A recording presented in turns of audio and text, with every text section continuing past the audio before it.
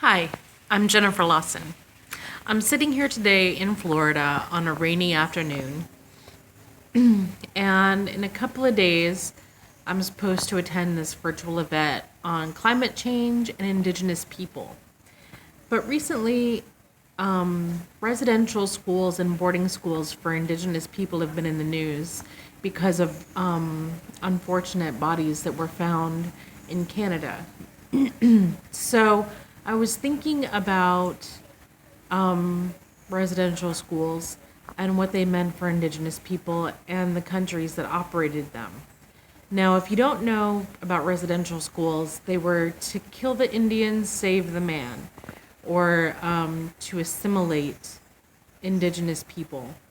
But it's much more than that. It was really a land grab. These countries assumed, Canada, the United States, and Australia assumed that if you took Indigenous children from their families, then native populations would be easier to subdue. So these children were taken from their families. Many of them were never seen again. Some of them died, and it's a really terrible history. I used to feel really helpless when I thought about it because I thought, how can you ever undo something like that? How can I, as a white person or Caucasian person, do anything to make that up? These are lives lost.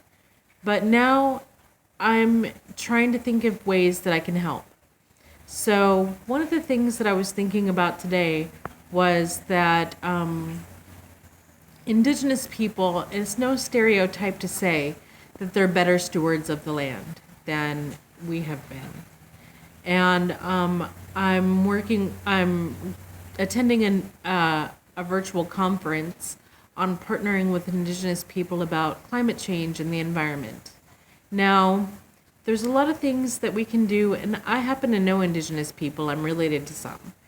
And we're in the self-determination era where we where I try to encourage try to be an ally, Indigenous culture, language, spirituality, and things like that. And not try to appropriate Indigenous culture and things like that. But I was thinking this morning that one of the best ways we could fight climate change is to actually give treaty lands back. Now, there are many treaties. There's over 500 treaties with the United States and native populations, and every single treaty has been broken. Lands have been taken illegally. Illegally meaning that these treaties were signed and native people reserved lands for themselves, yet like the United States, took them anyway.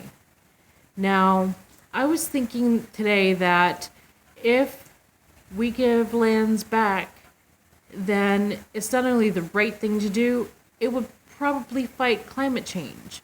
Because Indigenous people, and it's no stereotype to say, are better stewards of the land than Europeans and other things and other people like that. They're creative. I was part of the Dakota Access Pipeline protests from a distance, and I saw this creativity that I've never seen before when it came to the environment and how to take care of it. And it's part of their culture, and it's not a stereotype.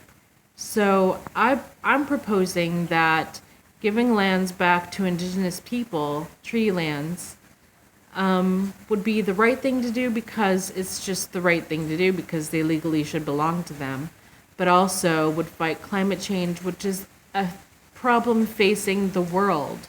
And so that's my proposal to you today, to support giving back Indigenous lands so that we can fight climate change.